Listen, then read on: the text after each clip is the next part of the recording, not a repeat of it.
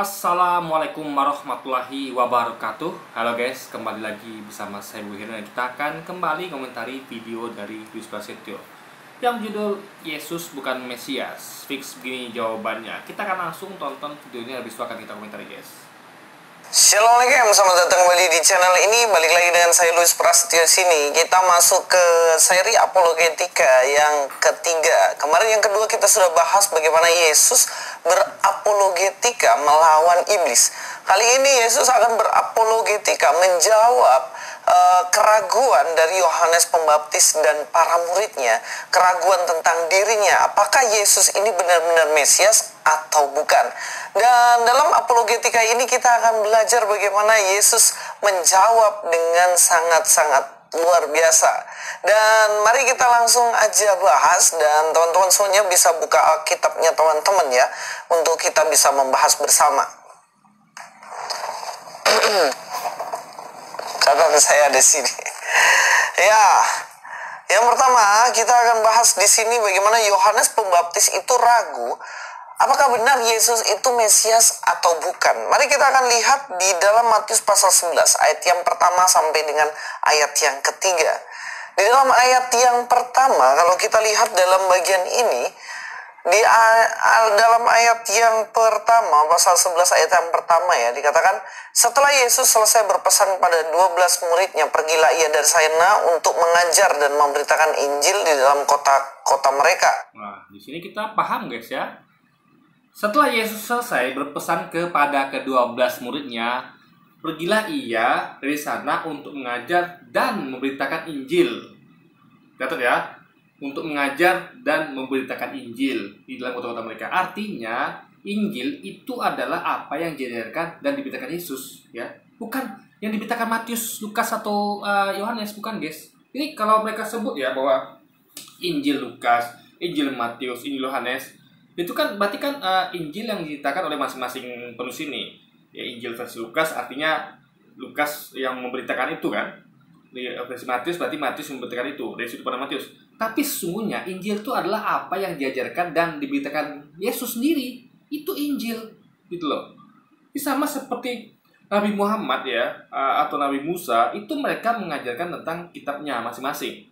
Nabi Muhammad itu mengajar dan memberitakan Quran di dalam Mekah, Madinah, dan kota-kota di Arab. Ini sama sebenarnya guys.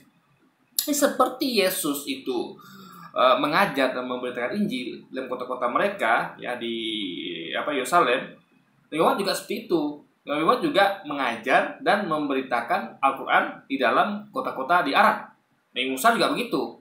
Nah, artinya harusnya ya, kalau memang Injil itu adalah apa yang diberitakan Yesus, diajar Yesus, artinya sama seperti Quran harusnya. Ini semua yang keluar dari lisan Yesus sama dengan semua yang keluar dari lisan Muhammad, itulah kitab suci. Bukan tulisan Matius, Lukas yang dari sudut pandang Matius, Lukas, bukan. Tapi harusnya betul-betul apa yang diucapkan oleh Yesus, ya. Itu yang diberitakan Yesus, itu yang harusnya dicatat. Makanya kalau Anda lihat Quran, itu tidak ada sudut pandang dari penulis Quran, sama sekali nggak ada. Misalnya yang nulis Quran itu apa sahabat. Maka apa sahabat itu namanya adalah Abu Bakar, Umar, Utsman, nggak ada. Akuan Utsman nggak ada, Al-Quran Abu Bakar nggak ada. Gitu guys. Karena apa? Karena Al-Quran itu adalah konsisten. Dia adalah sesuatu yang dituliskan berdasarkan apa yang diajarkan dan diberitakan oleh Nabi Muhammad. Quran itu. Mereka tidak menambahkan apapun itu gitu kan. Betul-betul murni apa yang Nabi Muhammad itu ajar dan beritakan tentang Quran. Kalau mereka beda. Jadi makanya sebenarnya Injil itu ya yang diajarkan dan diberitakan Yesus ataukah yang diberitakan oleh Matius, Lukas, dan Yohanes gitu loh guys. Kan harusnya kan Lukas, Yohanes, Matius itu kan harusnya hanya mencatat apa yang Yesus ucapkan, yang diajarkan Yesus, sudah gitu. Gak ada yang kesaksian Lukas, nggak ada harusnya. Kesaksian Matius nggak ada, karena dalam Islam itu disebutnya hadis.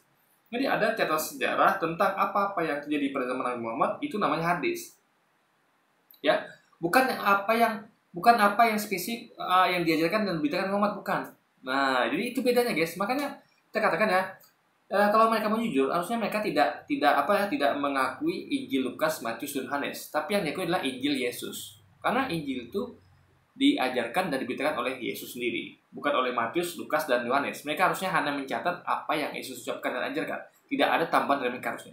Seperti Quran, itu hanya dicatat apa yang Muhammad ucapkan. Tidak ada tambahan dari sahabat, nggak ada gitu, guys. Tambahan itu namanya hadis, sejarah yang di luar dari Nabi Muhammad ajarkan atau apa tuh namanya hadis gitu kan. Jadi catat sejarah apa yang terjadi pada masa itu gitu loh. Nah, jadi kalau mereka kan level dari Injil Matius, Lukas, Yohanes itu sama seperti hadis ya, dalam Islam. Karena sudut pandang manusia, tambahan dari manusia, bagaimana manusia memandang suatu peristiwa gitu kan, sesuai dengan apa yang mereka lihat gitu, kesaksian mereka. Harusnya kan Injil itu bukan kesaksian manusia, bukan, tapi adalah yang diberitakan dan diajarkan oleh Nabi harusnya, bukan kesaksian manusia. Nabi itu mengajarkan atau memberitakan Injil itu atau kitab suci itu tanpa ada kesaksian manusia harusnya kan. Tapi itulah kacaunya dari apa namanya, dari apa yang tertulis itu nggak sesuai dengan faktanya.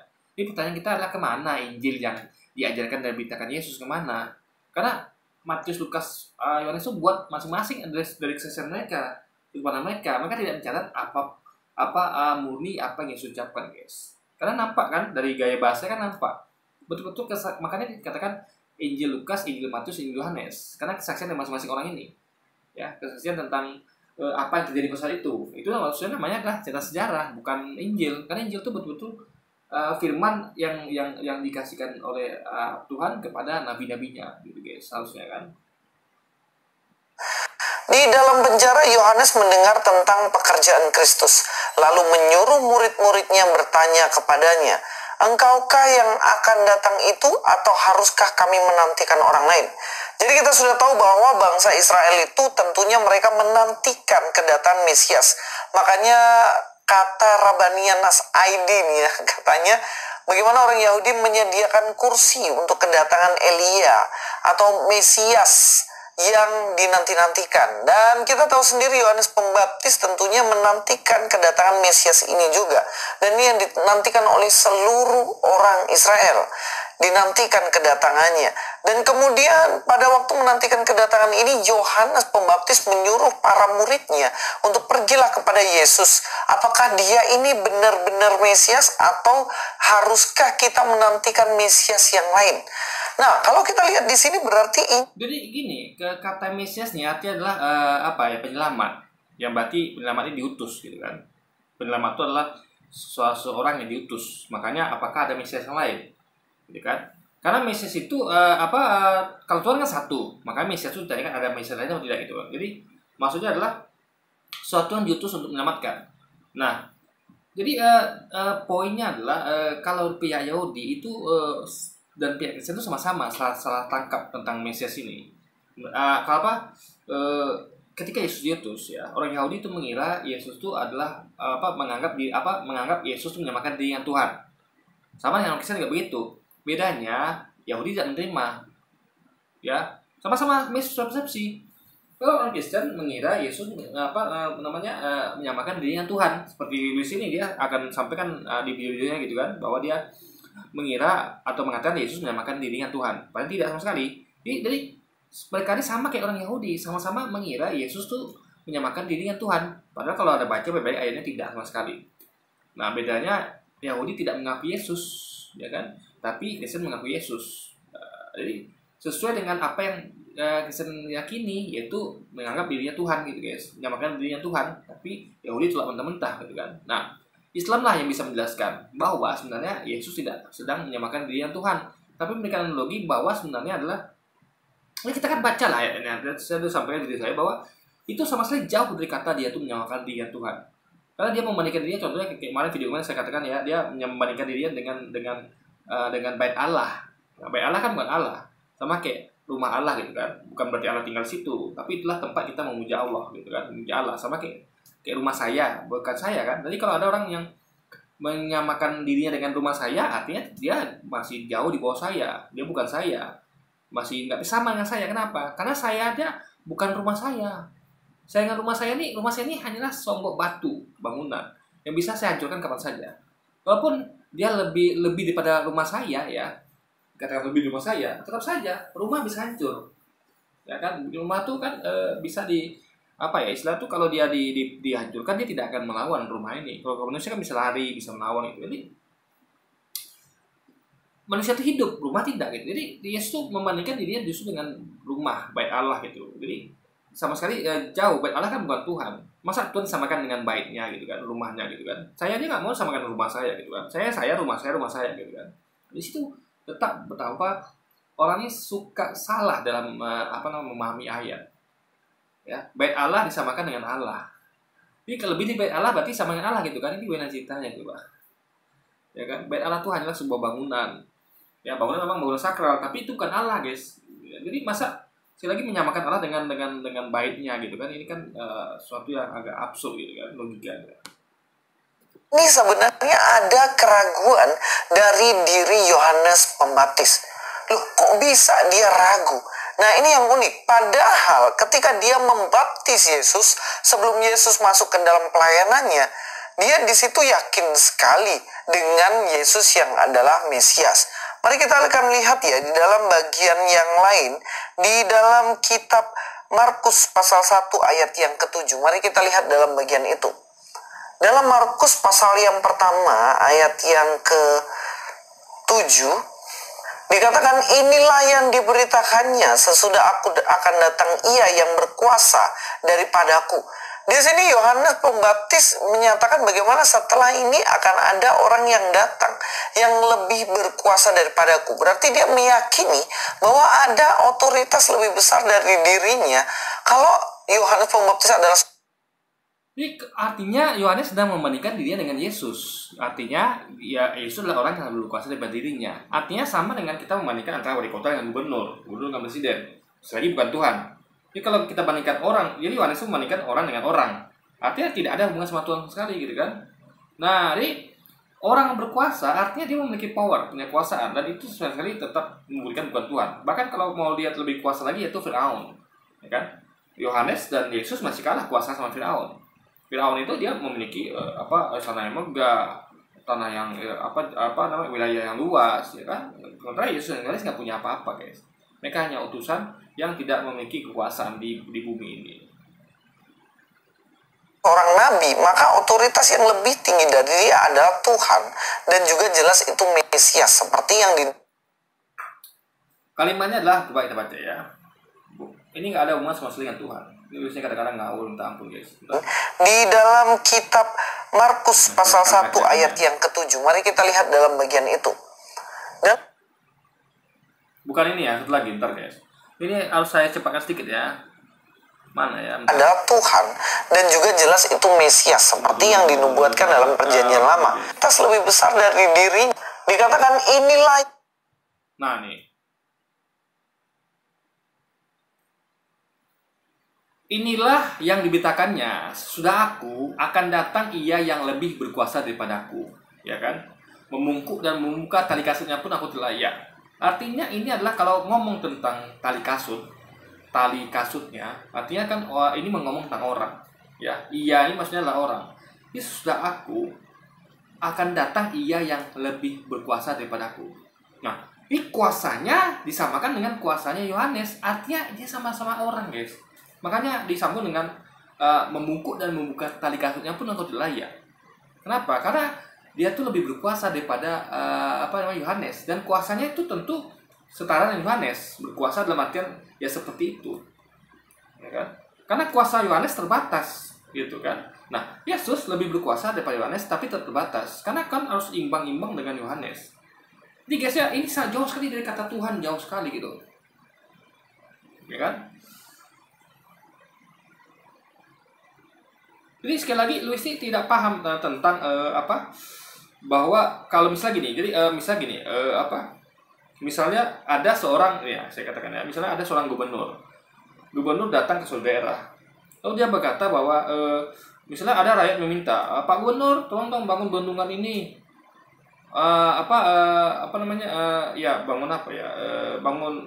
suatu yang bangun dong jalan nasional ini.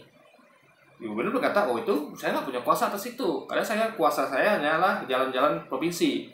Kalau jalan nasional itu bukan wewenang saya. Nah, Coba saya nanti tenang aja ya, tapi tenang aja. Nanti sudah saya ini ya akan datang yang lebih berkuasa daripada saya. Siapa itu? Presiden. Nah, itu guys. Jadi ya, imbang-imbang gitu. Masa Iwan itu bilang ini, oh tenang aja, sudah aku akan datang yang berkuasa daripada aku. Siapa? Tuhan, kan nggak mungkin guys. Jadi orang ngerti kalau ada wali kota misalnya, wali kota berkata bahwa sesudah aku akan datang ia yang lebih berkuasa daripada aku, itu berarti orang akan menghubungkannya dengan jabatan di atas wali kota apa?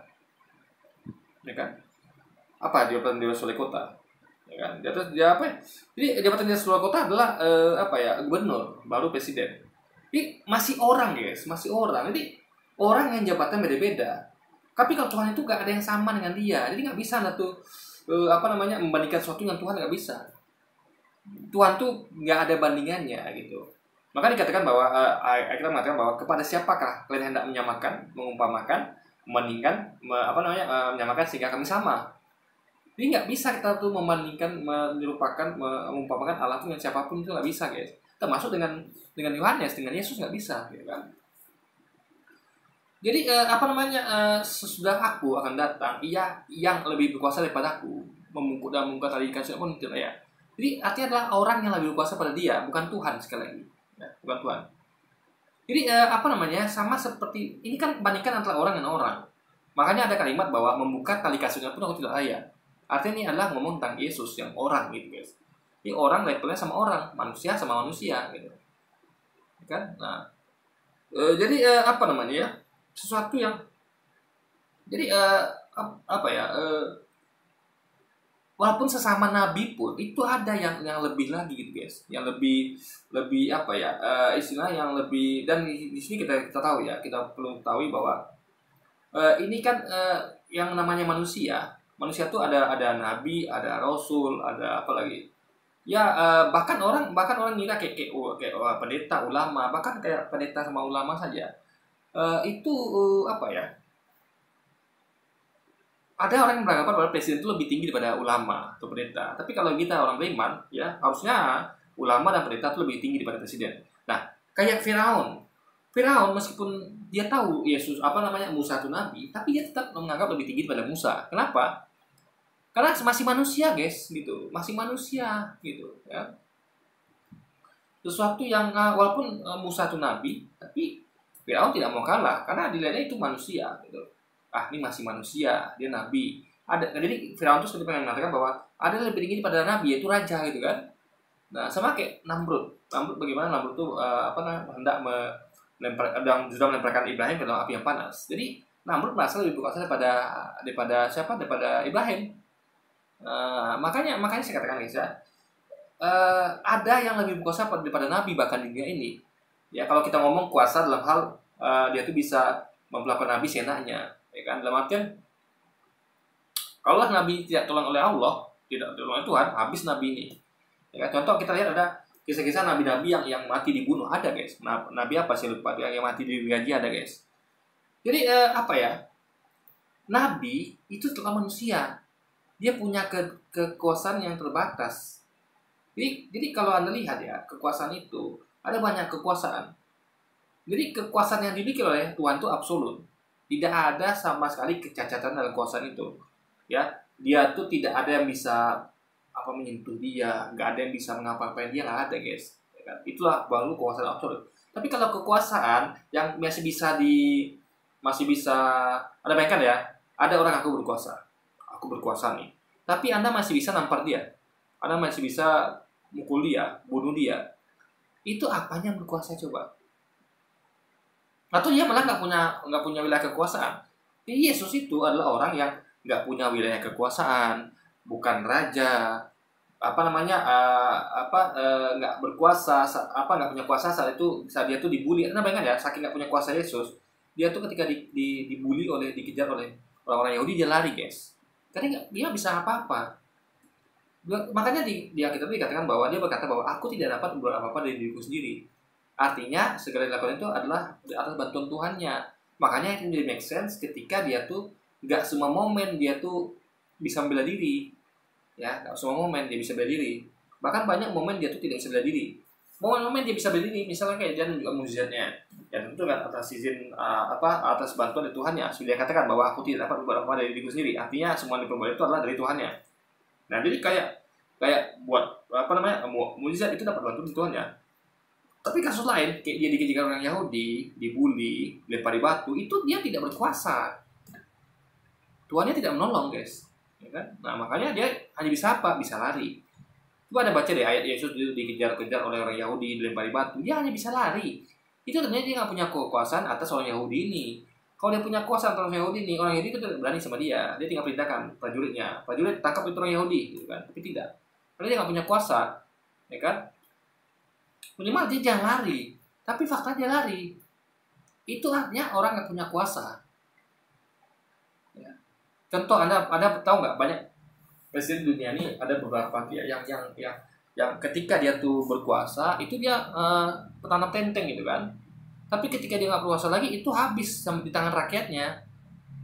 Jadi ketika dia berkuasa oke lah, berkuasa dan ini nggak ada yang bisa nyentuh dia. Dia punya pasukan, punya ini semua. Tapi ketika contoh negara presiden di Arab ya, lupa itu presiden mana itu ya. Itu ketika datang serangan dari luar dari Amerika ya, itu kan dia dihancurkan negaranya sehingga dia nggak punya kuasa lagi. Di saat itulah ketika rakyatnya melihat dia nggak punya kuasa, rakyatnya bisa membuli dia, bisa membunuh dia, bisa membantainya presiden itu. Nah, ketika dia masih punya kekuasaan sebelum diserang Amerika kan dia nggak bisa apa-apain sama rakyatnya. Artinya dia kehilangan kekuasaan, makanya rakyatnya bisa membantainya, membunuhnya. Nah itu yang jadi pada Yesus, guys. Dia nggak punya kuasa sama sekali. Makanya tanda orang nggak punya kuasa, dia bisa dipukul, bisa dibully, bisa lempari batu. Ya bisa dilakukan apa? Karena punya kuasa ya bisa lari cuma, guys. Hanya bisa lari ya. Jadi kalau di segi situ, dia Yesus tuh bahkan lebih kalah berkuasa dibandingkan dengan penguasa Romawi pada saat itu. Jadi penguasa Romawi dan penguasa Yunani pada itu lebih berkuasa. Bahkan orang-orang Yahudi yang menangkap dia itu lebih berkuasa. Buktinya mereka berkuasa menangkap Yesus kan. Yesus bisa berkutik, ditangkap dia nggak bisa apa-apa ya. Jadi level kuasa Yesus tuh ya yang diakui Yohanes itu bahkan jauh di bawah orang-orang pemuka Yahudi ini, imam Yahudi ini dan tentara Romawi bahkan. Ya kan? Itu fakta ya. Kalau kita baca sejarah Anda akan temukan itu. Jadi klaim Yohanes ya. Jadi kalau Yohanes mengklaim bahwa orang ia yang lebih kuasa daripada aku, berarti tingkatannya adalah Yohanes ini di bawah Yesus kuasanya, tapi Yesus di bawah imam-imam Yahudi dan di bawah tentara Romawi dan bahkan penguasa Romawi saat itu, guys. Nah, di situ pun. Jadi sekali lagi ini membuktikan bahwa dia bukan Tuhan. Karena Tuhan itu berkuasa atas segalanya. Bahkan Tuhan itu berkuasa atas pejabat Romawi itu. Juga imam Yahudi dan juga tentara Romawi itu berkuasa Tuhan, guys. Tapi Yesus kan tidak. Malah dia yang dikuasai oleh mereka, gitu kan. Yang diberitakannya sesudah aku akan datang ia yang berkuasa daripadaku. Di sini Yohanes Pembaptis menyatakan bagaimana setelah ini akan ada orang yang datang yang lebih berkuasa daripadaku. Berarti dia meyakini bahwa ada otoritas lebih besar dari dirinya. Kalau Yohanes Pembaptis adalah seorang nabi, maka otoritas yang lebih tinggi dari dia adalah Tuhan. Dan juga jelas itu Mesias, seperti yang dinubuatkan dalam perjanjian lama. Nabi dibandingkan dengan nabi dong, masa dengan Tuhan langsung. Anda tahu nggak siapa lebih berkuasa pada nabi? Pemimpin para nabi. Ini nabi-nabi itu ada pemimpinnya gitu harusnya kan. Kayak ulama tuh pemimpinnya. Jadi guys ya, kayak ketua. Jadi gini loh, Anda tahu ya, bapaknya para nabi itu kan Abraham. Anda tahu ya, ketika Abraham itu punya anak namanya Ismail dan Ishak, itu Ibrahim itu berkuasa daripada Ismail dan Ishak. Buktinya apa? Apa yang dikerjakan Ismail dan Ishak itu atas perintah bapaknya. Siapa yang lebih berkuasa daripada nabi? Bapaknya para nabi. Ibunya lebih berkuasa daripada nabi itu. Makanya Yesus itu ya lebih berkuasa lagi ibunya. Ya kan? Nah, ibunya itu lebih berkuasa atas Yesus. Buktinya apa? Ya karena kuasanya ibunya itulah dia bisa membesarkan Yesus. Yesus itu kalau tidak ada ibunya, guys, belum tentu bisa besar gitu kan. Dia atas izin Allah Tuhan, ya dia memberi kuasa kepada ibu Yesus untuk melalui Yesus hingga besar, guys. Nah, jadi ibunya Yesus lebih berkuasa pada Yesus gitu kan. Ini makanya lucu kalau membandingkan nabi dengan Tuhan. Itu namanya offset gitu kan, terlalu jauh gitu. Ya.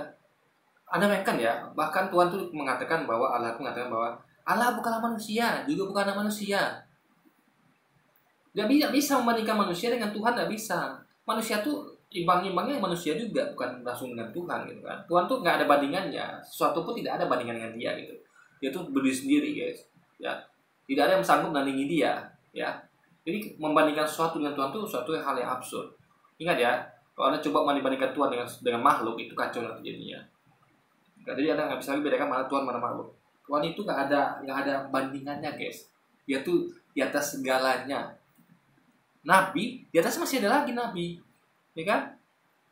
Dari segi kuasa apa? Banyak nabi itu kurangannya. Yesus dari segi kuasa masih kalah. Nabi itu ada nabi itu yang bahkan Yesus dibandingkan dengan Daudnya kalah Yesus. Daud itu lebih berkuasa pada Yesus. Salomo lebih berkuasa pada Yesus. Mereka punya kerajaan, punya pasukan, punya istana yang megah. Lebih berkuasa lagi Daud dan Salomo dibandingkan Yesus coba. Bersegi kekuasaan yang itu gitu ya. Jadi sekali lagi ya, kalau datang itu Salomo dan Daud, dia akan mengatakan, oh saya lebih berkuasa daripada orang yang kamu maksud itu Yohanes. Kenapa? Saya punya istana. Kami sama-sama nabi. Ya nabi, saya nabi. Tapi saya punya istana, saya lebih berkuasa gitu. Jadi dan sekali lagi saya katakan tadi ya, bahkan dia bisa dikuasai sama orang-orang Romawi, ya orang Yahudi. Dia ada bayangkan ya, ada presiden ya orang yang aku berkuasa nih. Saya berkuasa nih ya, saya berkuasa. Tapi Anda dengan gampang bisa pukul dia, bisa lempar dengan batu. Dia bisa apa? Dia bisa lari. Nah, itu berarti dia nggak punya kuasaan.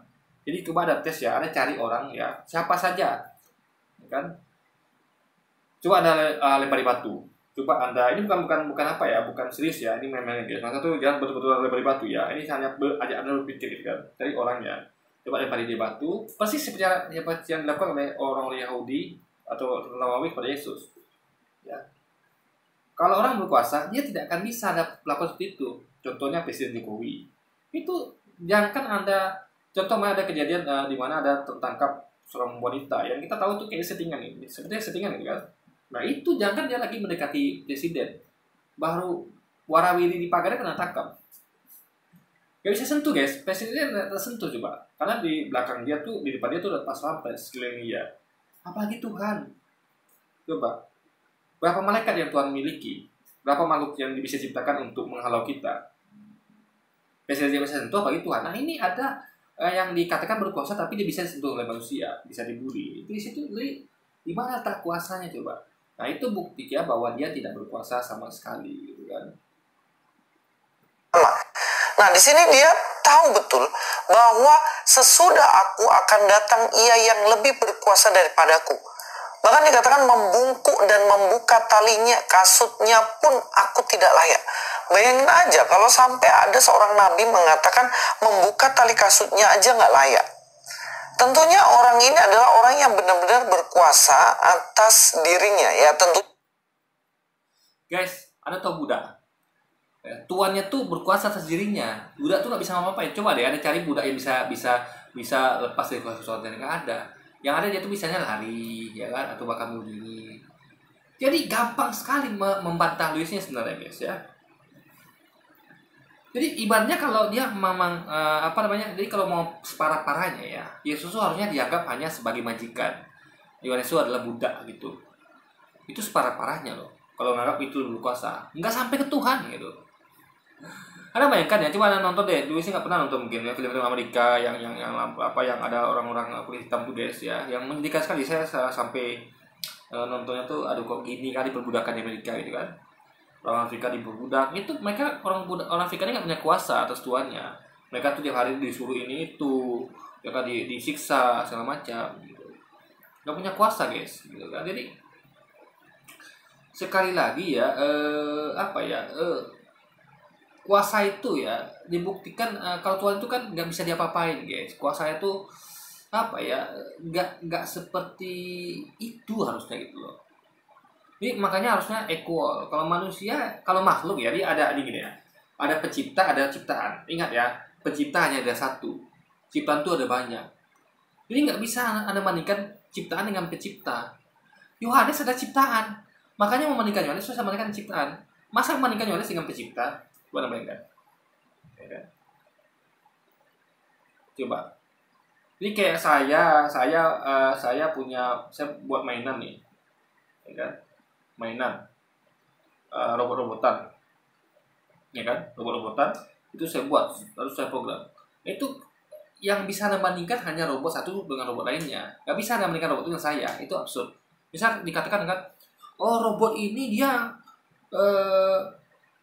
apa namanya, nggak seperti yang buat tuh dia bebas, bisa berkreativitas, bisa makan dengan apa, ambil sendiri makan, bisa masak segala macam. Robot ini nggak bisa. Dia harus dia hanya bisa melakukan hal sederhana. Ya tentulah semua orang tahu itu tersebut lagi. Makanya absurd kalau membandingkan ciptaan ya saya ya contohnya robot tadi dengan saya. Harusnya kan mereka bandingkan antara robot dengan satu robot lainnya. Karena mereka ngomong gini, robot kamu yang satu ini lebih bagus daripada robot kamu yang lainnya, ya kan? Yang robot kamu yang ini dia bisa mengerjakan ini itu, yang itu nggak bisa, harusnya gitu. Orang akan lihat, oh ini masih ada akal sehatnya. Tapi kalau tiba-tiba dia mengatakan bahwa kamu lebih cerdas daripada robot kamu ini, ya tentulah ya itu nggak perlu sebut lagi. Jadi absurd membandingkan antara saya menciptakan robot dengan robot saya, absurd guys. Nggak mungkin ciptaan itu bisa disamakan dengan penciptanya, nggak mungkin. Hanya orang-orang yang doang lah pakai atau burung ya, dungu yang membandingkan antara ciptaan dengan pencipta gitu. Tuhan itu pencipta, Yohanes itu ciptaan. Makanya Yohanes itu karena levelnya ciptaan dibandingkan dengan ciptaan lainnya gitu. Kalau dikatakan iya lebih berkuasa daripada aku, artinya sesama ciptaan lebih berkuasa, tapi guys gitu loh. Nggak langsung ke Tuhan gitu kan. Ini jauh sekali. Jadi kalau ada kata-kata lebih berkuasa, lebih punya kuasa, lebih kuasa, langsung ke Tuhan harinya gitu kan. Kuasanya seperti apa dulu? Kuasanya kuasa yang tidak terbatas atau kuasa yang terbatas? Tuhan kekuasaannya tidak terbatas. Yesus kuasa terbatas. Ya. Kuasa Tuhan tidak terbatas. Kuasa Yesus terbatas. Buktinya apa? Dia tidak berkuasa atas orang-orang yang menangkapnya. Dia hanya bisa lari dan lari, guys. Itu karena dia nggak berkuasa untuk membalas atau untuk ya minimal dia tuh untuk menghukum mereka lah, nggak punya kuasa dia. Kan gue contoh kayak dia tuh waktu kejadian dia tuh meminjam keledai. Kalau ini kita sebutnya bukan meminjam ya, karena minjam tanpa izin, alias mencuri harusnya kan. Kan dia bilang gini kan, pergilah ke tempat itu dan di situ ada tertambat seekor domba betina dan domba betina dan anaknya. Bawalah kemari, dan jika ada orang melihatnya, katakanlah bahwa Tuhan meminjamnya. Ini kan sama dengan mencuri. Artinya dia nggak punya kuasa. Kenapa? Kalau dia punya kuasa, dia tinggal ciptakan domba. Ngapain ambil domba orang tanpa izin coba? Itu tandanya dia nggak punya kuasa untuk membuat sesuatu yang dia butuhkan. Dia butuh domba itu, tapi dia nggak mau minjam. Tapi dia tuh minjam tanpa izin, guys. Bawa domba itu kemari beserta anaknya. Kalau ada orang lihat, baru katakan bahwa Tuhan minjamnya. Ini kan bukan minjam namanya sebenarnya. Pinjam itu kan harus izin dulu baru dapat pinjaman. Nggak bisa lah tuh datang ambil nampak orangnya ketahuan baru bilang kalian pinjam. Itu namanya mencuri karena ketahuan baru ngomong gitu loh. Anda bayangkan ya, coba ini saya ke rumah polisi Setio, saya pinjam motornya nih, tapi saya tidak temui dia. Saya tahu motornya diparkir depan rumah, lalu saya ambil, saya bawa motor sama Luis. Bob, itu motor bawa kemana? Luis, saya pinjam motornya ya, bisa nggak kira? Nggak bisa begitu. Orang belum tentu diizinkan untuk membawa aja gitu kan. Apalagi itu orang yang tidak dia kenal gitu. Jadi poinnya bisa itu tandanya banyak sekali kalau Anda baca kita lihat ya. Banyak sekali bukti-bukti Yesus tidak berkuasa. Nah, sedangkan Tuhan pencipta itu kekuasaannya tidak terbatas. Ya. Tidak ada batasnya guys, unlimited. Yesus terbatas gitu kan. Sama kayak Yohanes juga terbatas. Semua manusia itu punya kuasa terbatas. Bahkan sekelas Firaun pun juga terbatas gitu guys. Firaun yang aku Tuhan itu juga punya kuasa terbatas. Jadi semua yang terbatas kekuasaan itu bukan Tuhan. Makanya jangan langsung bandingkan antara manusia dan Tuhan, kacau. Manusia itu ya makhluk ciptaan, Tuhan pencipta. Masa membandingkan gitu kan? Di situ tak absurd ya guys. Di sini Mesias dikatakan ayat 8, aku membaptis kamu dengan air, tetapi ia akan membaptis kamu dengan Roh Kudus. Pada waktu itu datanglah Yesus dari Nazaret di tanah Galilea dan ia dibaptis di sungai Yordan oleh Yohanes. Ya, jadi kalau kita lihat di sini tentu. Jadi di sini malah Yohanes yang baptis Yesus, ya kan? Jadi kalau dia katakan ya bahwa membungkuk dan melepas teksturnya dia nggak pantas, tapi justru dia membaptis Yesus, coba Anda bayangkan ya. Ini kan kontradiktif, ya kan? Harusnya kan logikanya kalau dia katakan bahwa membungkuk dan membuka tali kasut itu aku nggak pantas. Tapi kok dia bisa pantas membaptis Yesus itu loh. Nah, di situ Anda bisa lihat ada kontradiksi di situ. Makanya perlu dipahami ya. Artinya kita lihat, oke lah dia katakan dia tuh nggak berani, nggak pantas untuk membuka tali kasut Yesus atau membungkuk di depannya. Tapi dia kan pantas tuh berarti kan membaptis Yesus di dalam air gitu kan. Nah, artinya ini Yesus ini masih manusia guys, itu logikanya loh. Ini bukan sesuatu yang wah gitu kan, bukan sesuatu yang betul-betul nggak pantas segala-galanya. Masih ada yang nggak pantas, masih ada yang pantas gitu kan. Nah itu poinnya guys. Ya, sudah pasti apa yang dikatakan oleh Yohanes Pembaptis, bahwa yang datang setelahnya yaitu Yesus itu jelas dia adalah Mesias. Dalam Markus pasal 1 ayat 7, Yohanes Pembaptis begitu dengan yakinnya mempercayai bahwa Yesus inilah sang Mesias itu. Tetapi uniknya dan jadi masalah, ternyata dia ragu. Terbukti dari mana? Terbukti Yohanes Pembaptis mengutus para muridnya untuk pergi kamu datangi Yesus, tanyain apakah dia benar Mesias atau bukan. Nah, tentunya keraguan-keraguan semacam ini banyak ya. Tidak hanya dalam kalangan Kristen, kadang-kadang ragu benar apa enggak. Tetapi orang-orang yang udah mualaf itu, mereka ragu bahwa Yesus itu benar-benar Mesias. Dan pada akhirnya mereka memberikan pertanyaan-pertanyaan. Tidak ada yang ragu Yesus Mesias. Cuman yang kita tolak itu adalah Mesias itu diartikan sebagai Tuhan. Enggak. Mesias itu penyelamat, ya, penyelamat. Nah, penyelamat ini tentu punya keterbatasan, ya. Karena kalau penyelamat absolut Tuhan itu dia tidak punya keterbatasan. Jadi Tuhan itu menyelamatkan tanpa dia tuh mengalami sedikit apapun kekurangan. Itu baru Tuhan. Tapi kalau ada orang yang menyelamatkan tapi dia jaga selamat, itu dia bukan Tuhan, guys. Ya, ada orang menyelamatkan nih, tapi dia nggak selamat. Ya, jangan Tuhan. Superhero aja kayaknya nggak mungkin deh. Karena coba lihat nonton film superhero.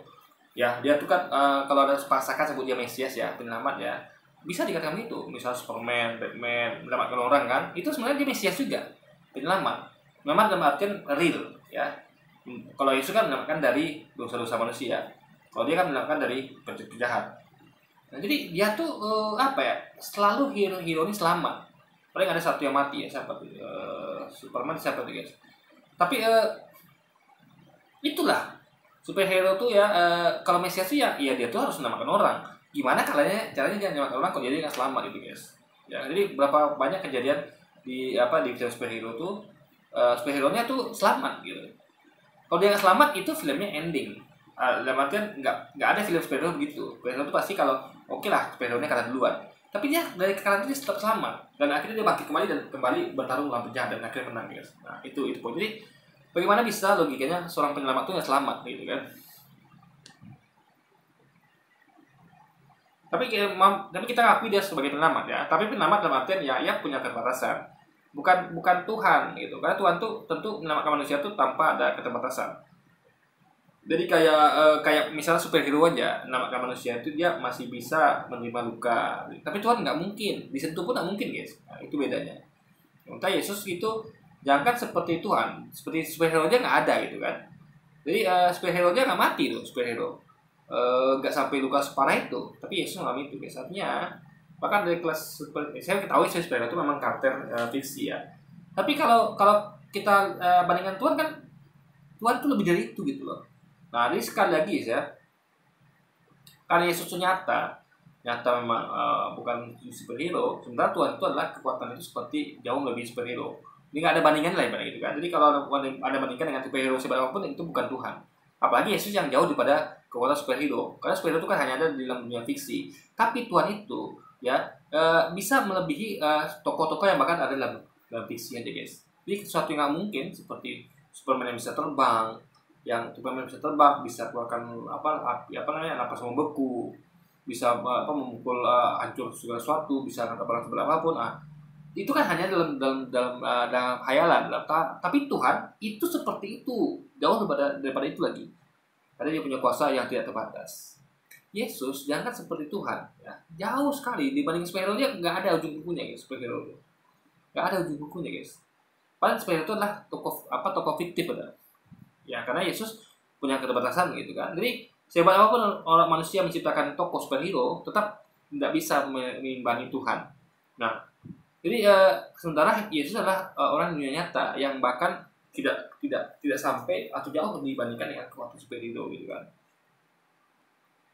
Pertanyaan kepada orang Kristen karena mereka sendiri ragu Yesus ini benar Mesias atau bukan. Makanya kita selalu tanyain, mana buktinya Yesus mengatakan bahwa dirinya Tuhan dan minta disembah. Selalu minta bukti. Kita akan lihat orang-orang dari seberang itu selalu meminta pengakuan dari Yesus. Jadi gini loh, kita kan butuh informasi. Sesuatu tuh harus ada informasi dari yang bersangkutan. Kalau Anda buka Al-Quran, itu informasi itu ada dari Allah dan dari Muhammad. Jelas, clear, nggak ada keraguan. Di Alkitab, Anda akan lihat informasi datang dari siapa? Dari Tuhan. Jadi Allah mengatakan bahwa akulah Tuhan Allahmu. Di satu-satunya entitas, oknum, yang menyebutkan, mengakui di Tuhan itu, di Alkitab itu berkali-kali hanyalah Allah. Akulah Tuhan Allahmu. Akulah Tuhan Allahmu. Akulah Tuhan Allahmu. Selalu begitu. Cuma Anda buka Alkitab. Karena akan temukan banyak sekali perkataan kalimat akulah Tuhan Allahmu. Jadi yang mengaku Tuhan hanyalah Allah. Ya, nggak ada yang lain. Yesus nggak pernah mengaku Tuhan. Bahkan Yesus katakan ya, demikianlah mereka mengenal engkau satu-satunya Allah yang benar.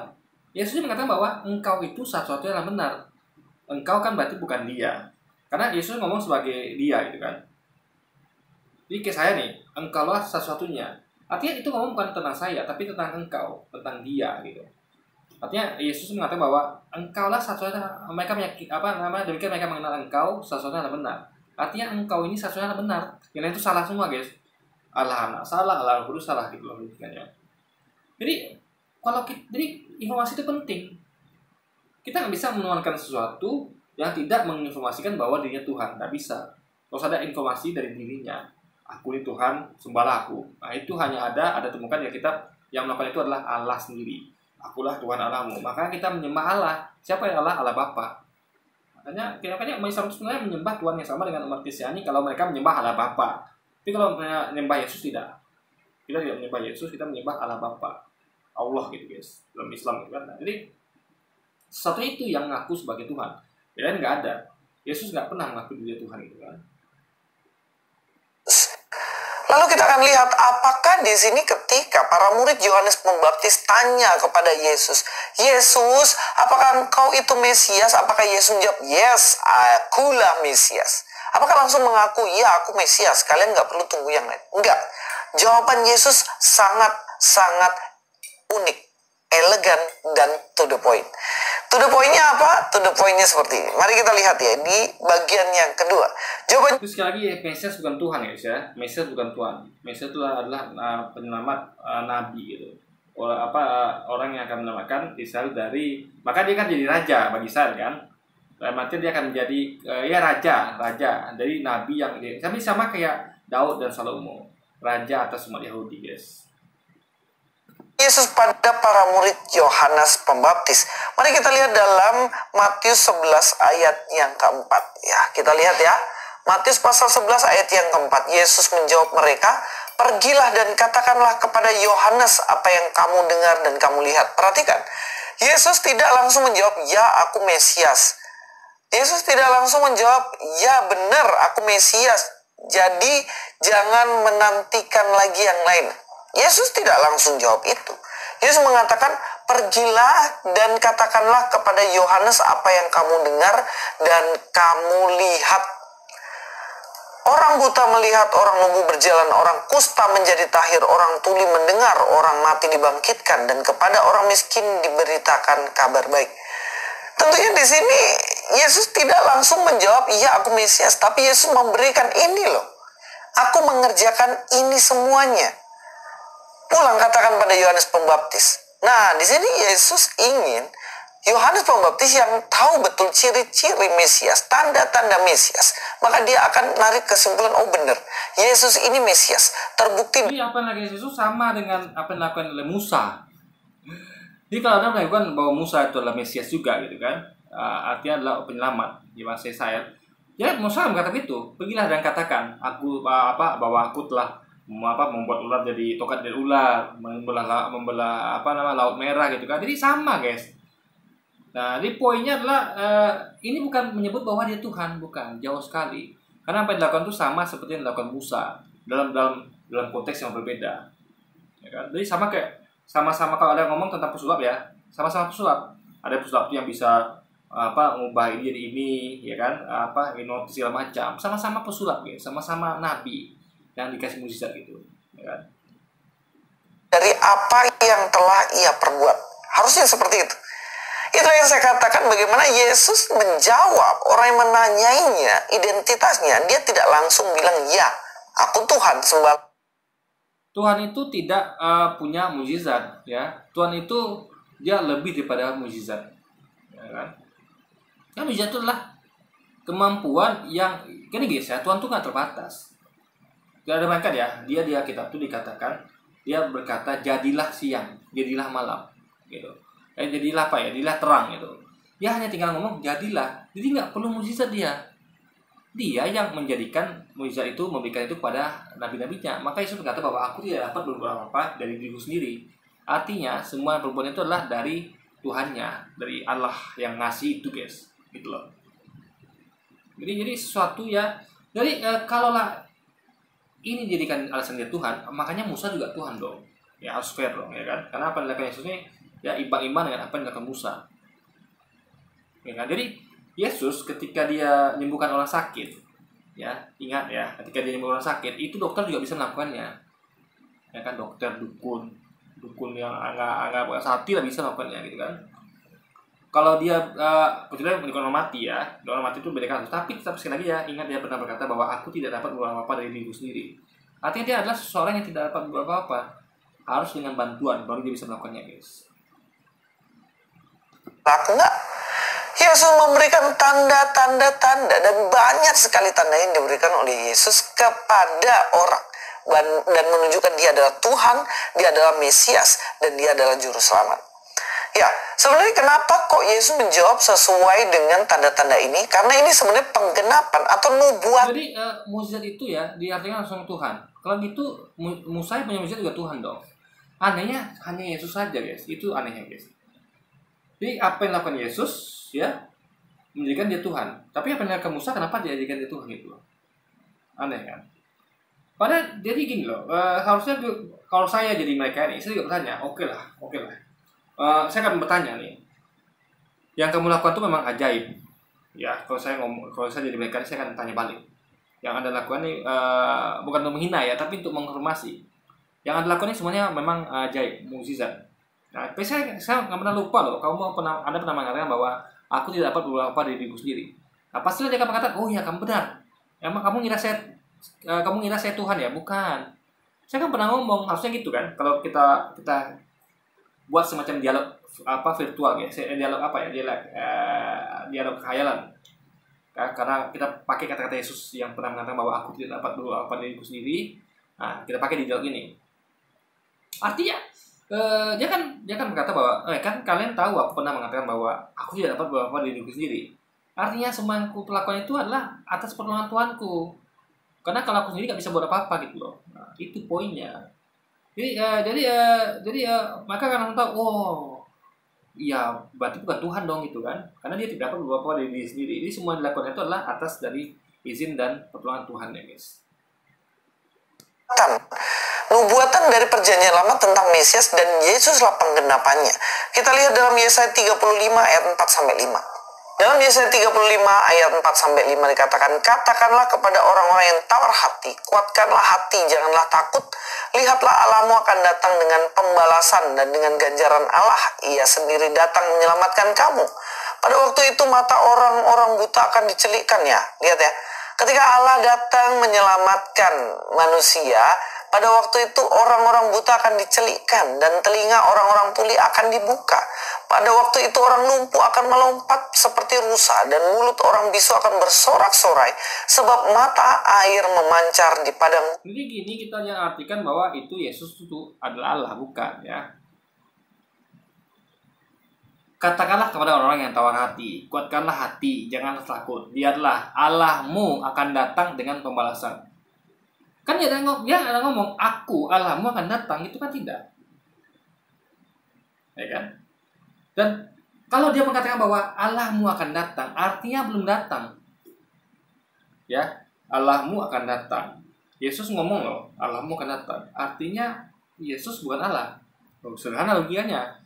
Kalau saya berkata bahwa lihatlah, misalnya saya adalah Superman, lihatlah Supermanmu akan datang. Loh, emangnya saya bukan Superman? Kan apa guys, nggak masuk, nggak nyambung kan?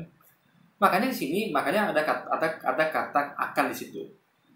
Ya, lihatlah, ya Allahmu akan datang. Berarti belum datang Allah tuh guys. Artinya Yesus kan datang, artinya Yesus bukan Allah. Itu simpel sekali loh logika kalau mereka mau paham kan. Dengan pembalasan dan dengan ganjaran Allah. Ia sendiri datang menyelamatkan kamu. Jadi, ia sendiri datang menyelamatkan kamu, tapi belum datang, tapi nanti. Nah, artinya dia belum ada di situ. Yang ada di situ baru Yesus, utusannya.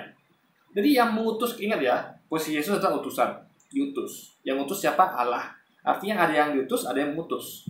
Ya. Yang datang, baru yang diutus. Utusan. Yang mengutus belum datang, tapi yang mengutus itu Allah itu akan datang nanti gitu. Paham ya? Artinya ada dua entitas yang berbeda. Entitas yang diutus yang sudah datang dan entitas yang mengutus yang belum datang. Nah, yang mengutus yang akan datang nanti inilah yang akan membalas yang datang dengan pembalasan dan ganjaran gitu kan. Jadi dia belum datang, artinya dia bukan Yesus guys, itu poinnya. Maka dikatakan bahwa pada waktu itu nanti ketika dia akan datang, artinya dia kan belum datang. Pada waktu itu nanti maksudnya guys, ya, karena Yesus kan udah datang. Mata orang-orang buta akan diciliki. Ya, intinya adalah nanti akan ada keajaiban gitu. Nah, jadi datangnya Tuhan itu adalah dibuktikan melalui mukjizat yang diberikan kepada Yesus gitu loh. Misalnya gini lah, misal gini, saya nggak punya kemampuan apa nih, nggak punya kemampuan apa. Saya katakan, tenang, saudara. Nanti akan ada orang sakti akan datang, ya kan nanti. Karena saya udah datang. Berarti kalau saya datang, saya katakan suatu akan datang, berarti bukan saya. Nanti orang sakti akan datang misalnya. Kita bandingkan dengan orang sakti lah.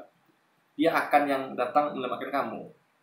Nah, itu artinya lewat saya guys. Jadi saya tuh diberi kemampuan untuk menyembuhkan orang-orang buta, ya kan, dan menyembuhkan orang tuli. Jadi saya yang datang duluan ini nggak bisa apa-apa.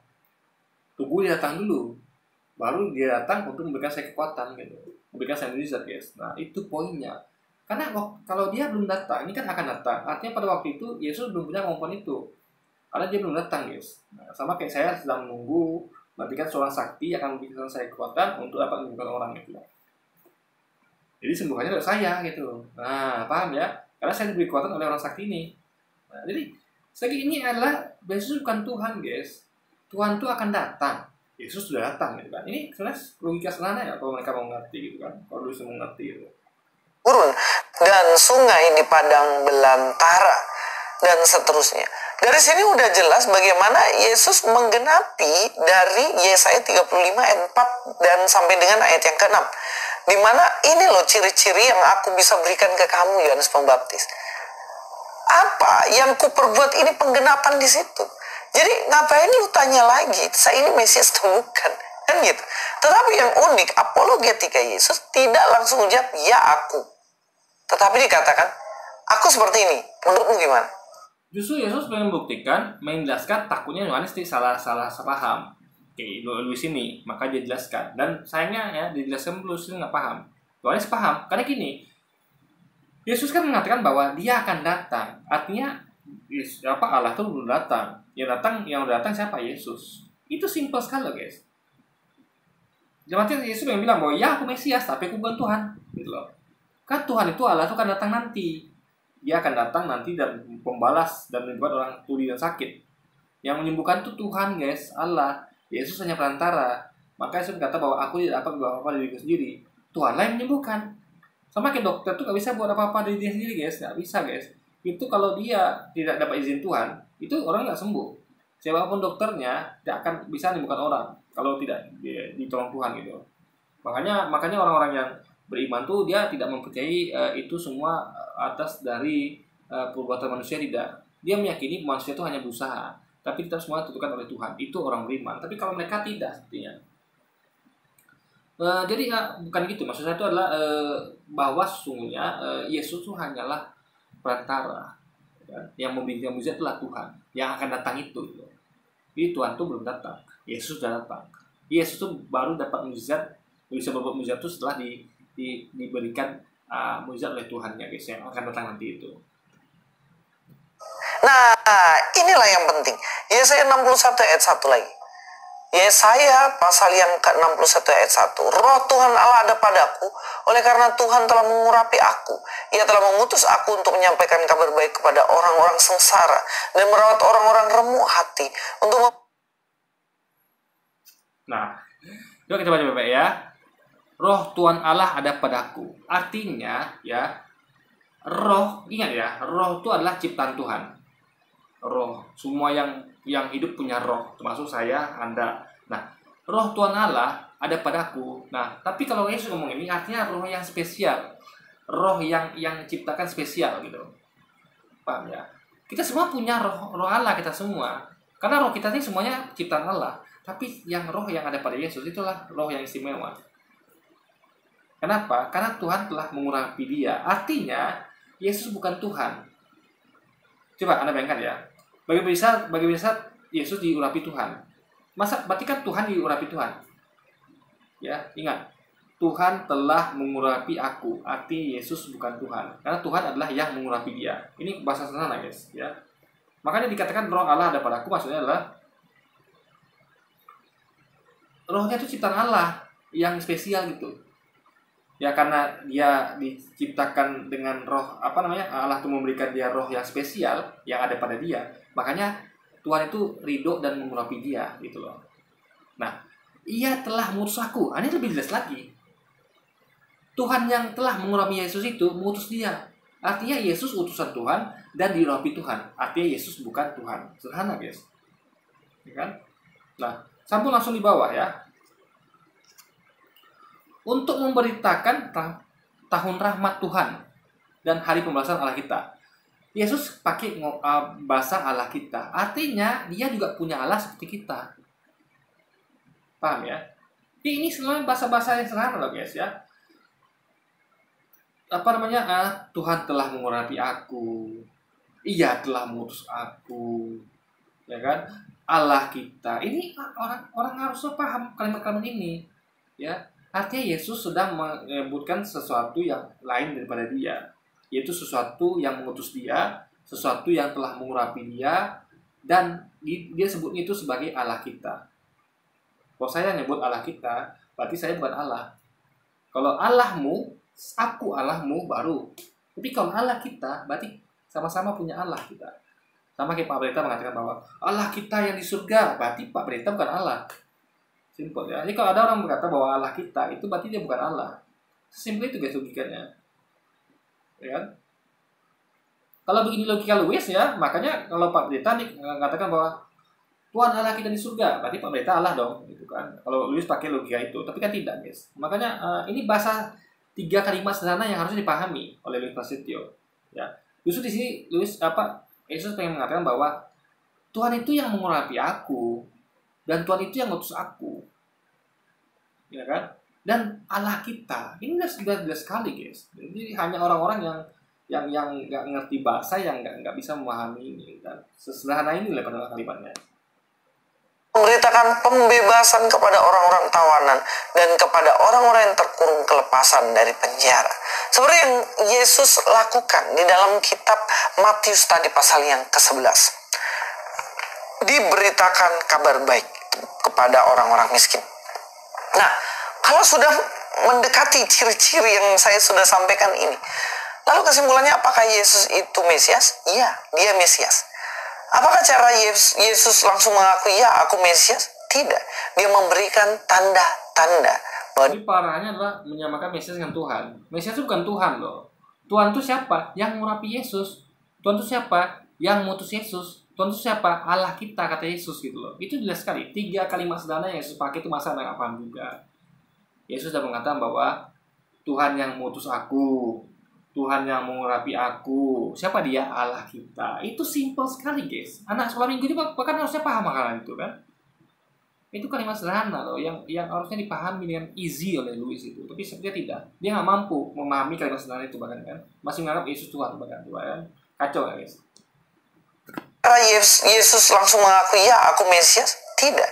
Dia memberikan tanda-tanda bahwa dirinya Mesias. Makanya ketika ada orang-orang menanya, Yesus mana bilang, ya aku Tuhan, ya sembahlah aku. Nggak ada. Dia langsung statement seperti itu. Ya, saya main apa? Dia Tuhan? Enggak. Dia bahkan mengindikasikan itu, guys. Dia justru mengindikasikan bahwa dia bukan Tuhan. Tuhan itu siapa? Yang mengurapi aku. Tuhan itu siapa? 3 kalimat ya. Tuhan itu siapa? Jadi Yesus pengen bilang melalui nih ya, bahwa Tuhan itu siapa? Apa kamu? Bukan. Tuhan itu yang mengurapi aku. Masa aku aja diurapi Tuhan, masa kamu bilang aku Tuhan? Tuhan itu yang mengurapi aku ini gitu harusnya kan? Tuhan itu yang ngutus aku gitu loh. Dan dia adalah Allah kita. Simple, guys. Justru ini kalimat-kalimat yang sederhana yang justru menunjukkan bahwa Yesus itu bukan Tuhan gitu loh. Tetapi dia memberikan tanda bahwa dirinya adalah Tuhan. Loh, dari mana? Dari mana? Dia bangkit dari kematian dan dia tidak mati lagi. Iya kan? Dia bangkit dari kematian. Kapan dia bangkit dari kematian? Ya. Jadi gini ya, kalau Anda perlu pahami ya, ia pernah menyampaikan clue ya, petunjuk. Jadi pada waktu penyaliban ya, itu Quran jelas menyampaikan bahwa yang itu bukan Yesus, tapi dia diselamatkan. Nah, kalau Anda baca Alkitab, Anda akan lihat clue ini. Yesus mengatakan bahwa dia menyamakan dirinya itu dengan Jonah atau Yunus, Nabi Yunus ya. Sama. Jadi dia punya mukjizat sama seperti Nabi Yunus. Jadi ketika itu orang Yahudi meminta suatu tanda darinya, karena dia kan ngasih tanda ini bahwa dia nabi. Dia memberikan tanda berupa mukjizat, dia bakal mati, dia bakal sakit. Tapi orang Yahudi masih belum yakin dan percaya. Makanya masih minta orang Yahudi ini tanda apa lagi gitu. Akhirnya Yesus berkata bahwa aku tidak akan memberikan tanda apa-apa kepada mereka selain tandanya Jonah, as Nabi Yunus. Seperti Jonah tinggal 3 hari 3 malam dalam perut ikan. Begitu juga manusia akan tinggal 3 hari 3 malam dalam perut bumi. Jadi sama persis, guys, cuma beda tempat saja. Jonah dalam perut ikan, Yesus dalam perut bumi.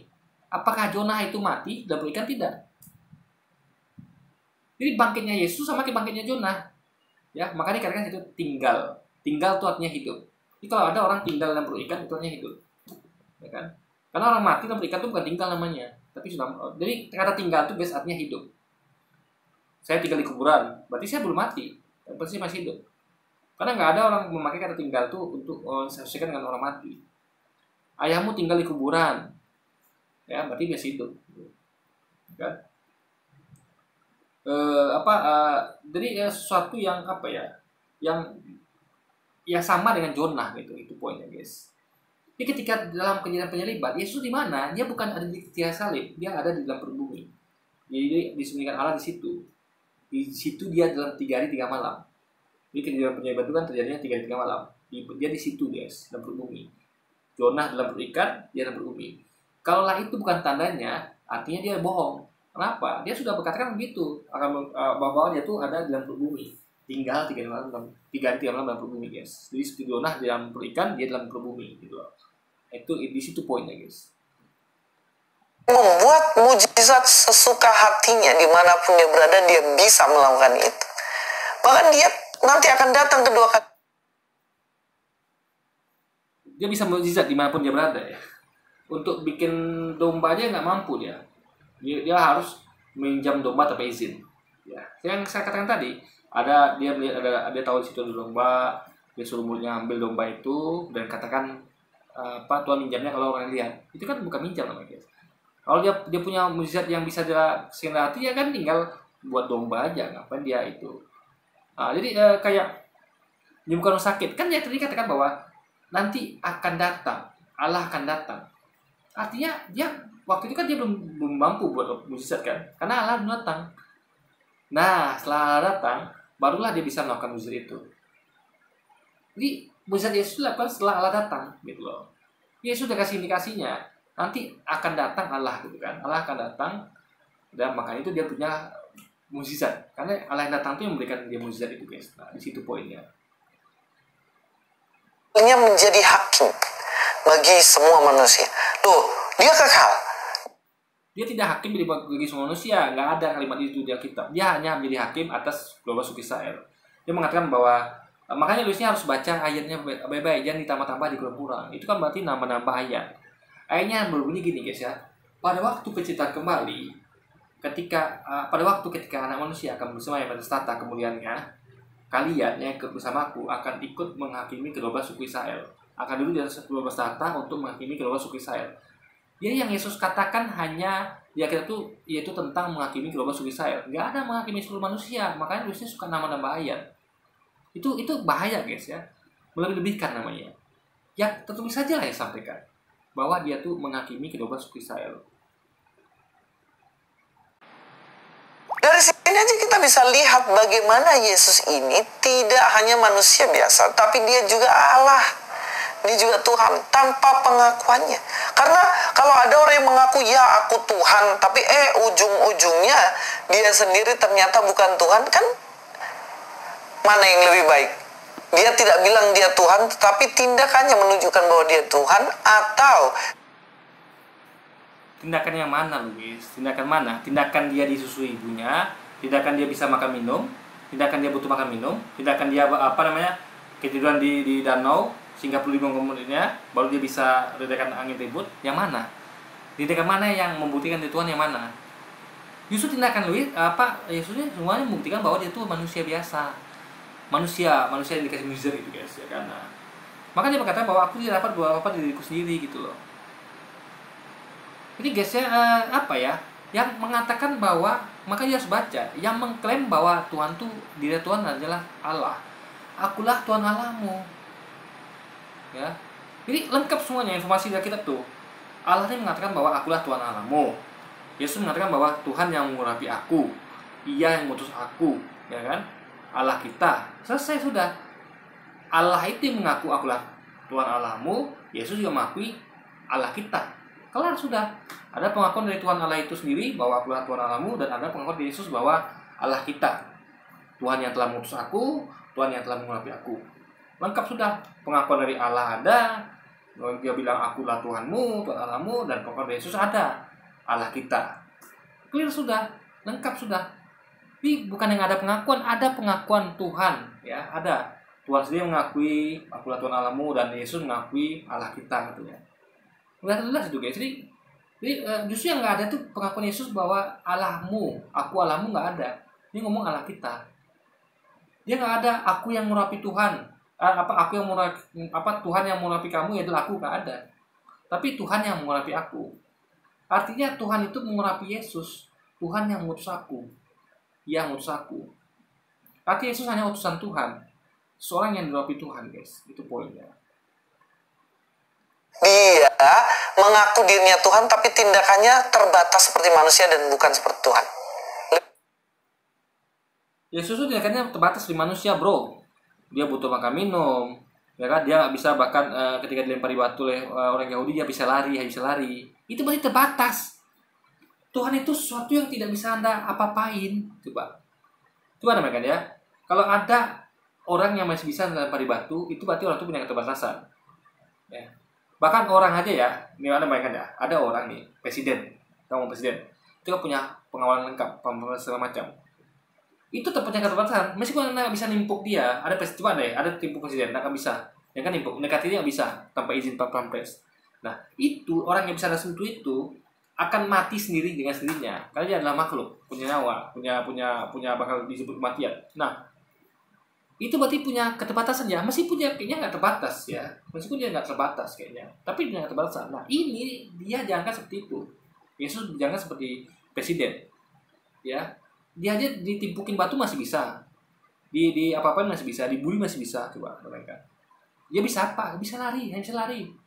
Bahkan digoda iblis pun masih bisa dia. Coba mereka, ada Tuhan yang bisa digoda iblis, Tuhan yang bisa dipermainkan iblis. Jadi bukan hanya manusia mempermainkan Tuhan, iblis juga mempermainkan Tuhan. Dan mempermainkan Tuhan itu bukan dalam artian literal, tapi betul-betul nyata dalam bentuk gangguan atau bulian fisik dan verbal. Ya, lengkap sudah guys. Bagaimana orang-orang manusia dan iblis itu mengganggu Tuhan dengan, kalau itu Tuhan ya, kalau mereka itu Tuhan dengan gangguan bukan hanya secara fisik tapi juga verbal. dengan kata-kata. Dicobai juga malah guys. Jadi yang mereka katakan Tuhan tuh dicobai pula. Kok bisa coba?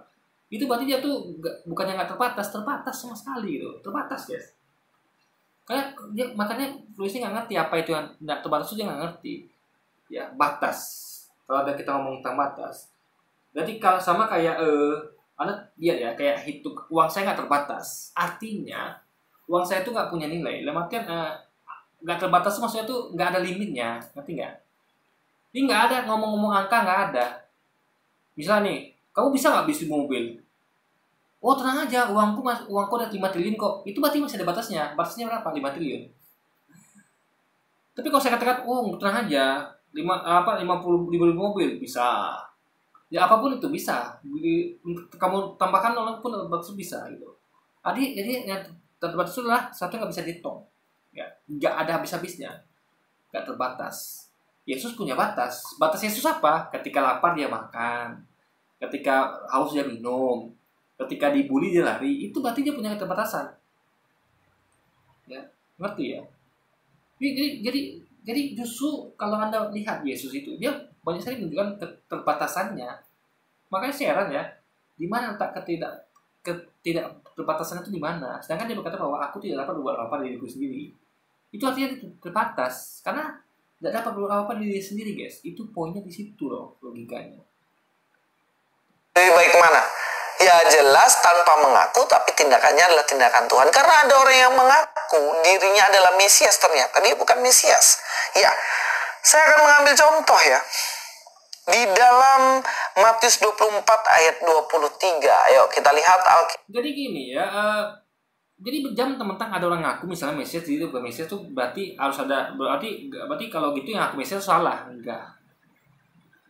Jadi logikanya guys ya, apa ya? Misal kayak contoh kayak presiden atau gubernur, masa dia nggak boleh ngaku dia gubernur? Misal dia bisa gitu ya. Orang siapapun boleh ngaku siapa dirinya. Kenalkan saya adalah presiden, saya gubernur, saya guru, saya ini boleh, ya nggak ada yang larang, ya kan? Nggak ada yang larang gitu. Justru dengan gitu kita tahu, oh bapak guru tuh, oh bapak presiden tuh. Kalau dia nggak kenal gitu kan. Nah, jangan gara-gara ada orang misalnya nipu nih, saya polisi, saya tentara, rupanya nipu. Lalu kalau ada orang ngaku polisi tentara berarti salah semua, kan kayak gitu guys. Ini logika absurd loh gitu, benar kan? Ini kacau ini, ya kan?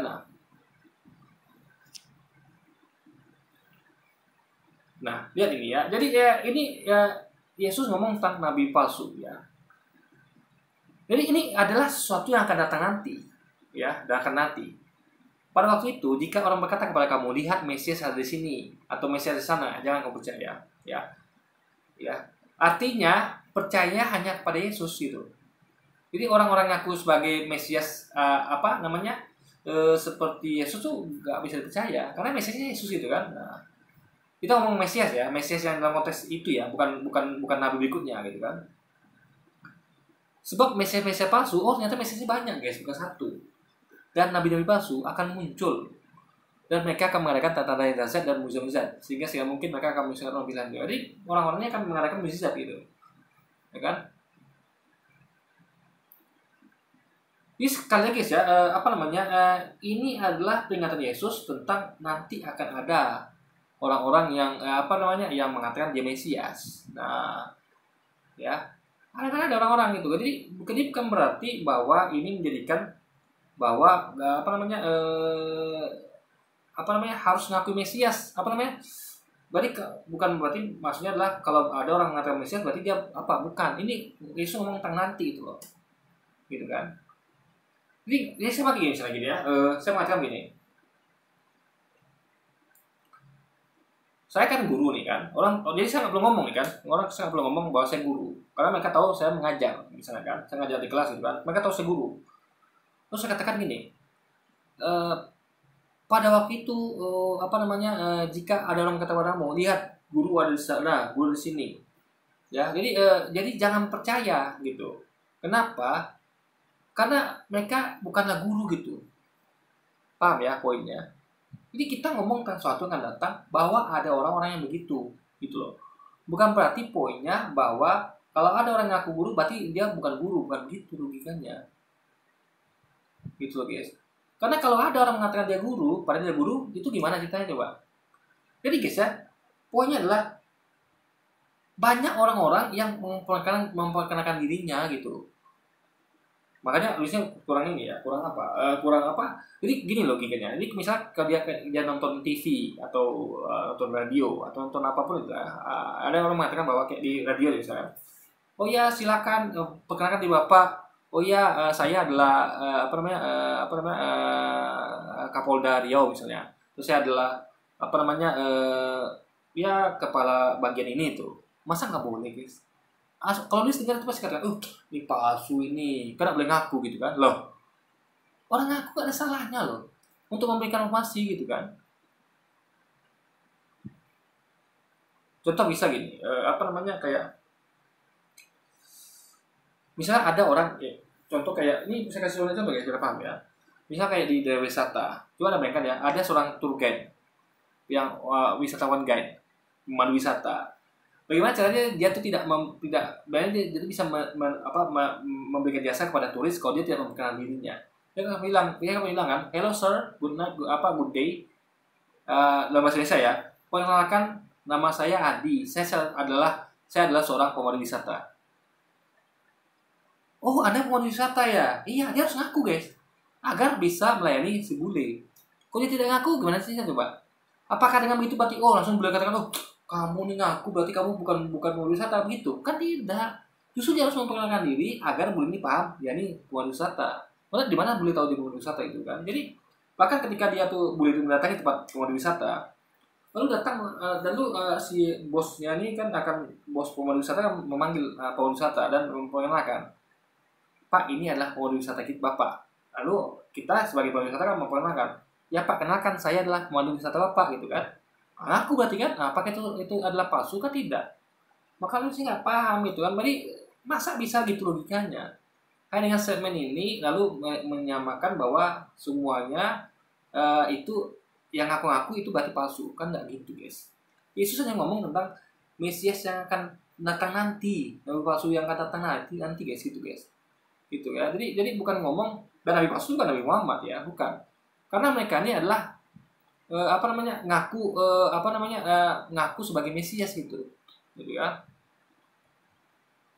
Dan mereka ini mengadakan tatanan rahasia dan mujizat gitu loh, dahsyat tanahnya. Tapi kan Muhammad kan tidak seperti itu gitu kan. Nabi Muhammad itu adalah mujizatnya adalah Quran gitu kan. Jadi sesuatu yang dan ini tentu tidak ngomong. Jadi Yesus ngomong tentang orang-orang yang ada di Israel saja gitu. Karena dia kan mainnya di Israel saja gitu guys.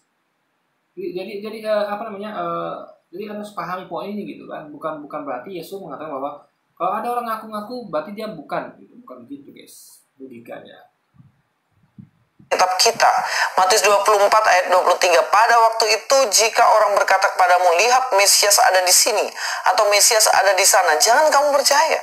Sebab Mesias palsu dan nabi-nabi palsu akan muncul dan mereka akan mengadakan tanda-tanda yang dahsyat dan mujizat-mujizat sehingga sekiranya mungkin mereka menyesatkan orang-orang pilihan juga. Camkanlah, aku sudah mengatakannya terlebih dahulu. Di sini bagaimana ada orang yang mengaku Mesias, ternyata dia bukan Mesias begitu. Jadi percuma. Ada seorang yang bernama John. Jadi guys ya, itu bukan ngomong tentang. Jadi Yesus nggak mengatakan gini, bahwa aku nggak. Kalau dia ngomong oke lah, misalnya gini kan. Aku tidak akan mengatakan aku Mesias. Kenapa? Karena kalau aku mengatakan aku Mesias, artinya aku bukan Mesias. Nah, itu kan boleh kita pakai. Tapi dia ngomong gitu. Dia ngomong tentang sesuatu yang datang nanti. Ya, itu nggak ada hubungan dengan dia, gitu kan. Nggak ada hubungan dengan dia itu ngaku apa tidak, gitu. Yesus aja mengajak orang itu untuk berpikir cerdas. Jadi kayak saya nih. Orang bertanya kan, kamu bapak ini guru apa bukan? Saya katakan, bapak nggak lihat ya, saya mengajar loh. Saya ngajar murid-murid. Saya ngajar depan kelas, gitu. Nah, apakah itu dengan berarti saya tuh kalau saya ngaku saya guru berarti saya bukan guru gitu kan? Tidak begitu logikanya. Paham logikanya guys? Jadi maksudnya adalah ngajar orang untuk berpikir cerdas. Masa nggak lihat dia ngajar gitu kan? Masih saya juga guru bukan itu. Gitu loh pokoknya. Bukan dia pengen mengatakan bahwa kalau ada yang ngaku guru berarti palsu, bukan. Nah, cuma yang kasih info nanti akan ada pak guru-guru yang yang kayak saya ini ya akan ngaku aku guru. Nah itu palsu itu. Nah, dia hanya ngomong tentang itu yang akan datang nanti, bukan semuanya. Gitu loh. Gak ada hubungan sama dia. Bahwa poinnya adalah berarti setiap yang ngomong ngaku ini adalah palsu, bukan gitu guys. Nah di situ poinnya.